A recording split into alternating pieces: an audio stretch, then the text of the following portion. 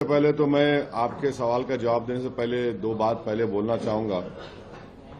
एक तो ये कि कल जो बालासोर उड़ीसा में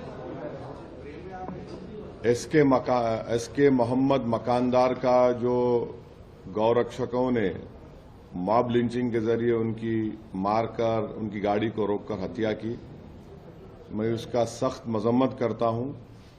और अफसोस की बात यह है कि उड़ीसा में बीजेपी की सरकार है।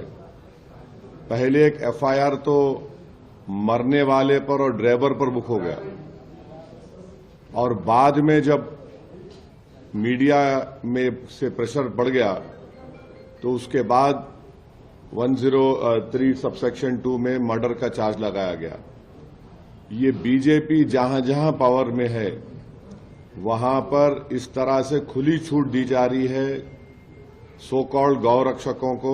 वो किसी को भी मार सकते, किसी को भी रोक सकते, मनमानी कर सकते, रूल ऑफ लॉ को खत्म कर सकते और फंडामेंटल राइट्स को खत्म कर सकते।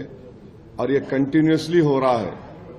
ये इन लोगों को जो एक लाइसेंस दे दिया गया है कि तुम किसी को भी रोक सकते, पीट सकते, और अगर तुम्हारे दिल को खुश करना है तो तुम किसी की जान भी ले सकते।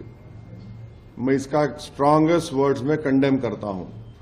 दूसरा यह है कि बैतूल में मध्य प्रदेश में एक नईम साहब जो अपनी जमीन पर आदिवासी बच्चों के लिए नर्सरी से लेकर क्लास 8 तक 20 लाख अपने पैसों का खर्चा किए, पंचायत से उनको एनओसी मिल गया, और जिस गांव में जिस जगह पर वो अपना ये स्कूल खोल रहे थे ताकि बच्चे पढ़े, दलित आदिवासी, वहां पर सिर्फ 3 मुसलमानों के घर थे और एक झूठा रूमर उठा दिया गया।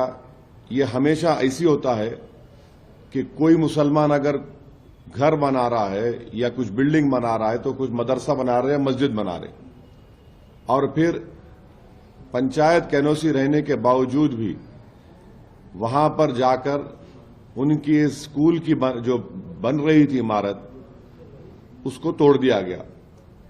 मैं इसका सख्त कंडेम करता हूं कि आखिर क्या पैगाम देना चाह रहे बीजेपी रूल्ड स्टेट्स।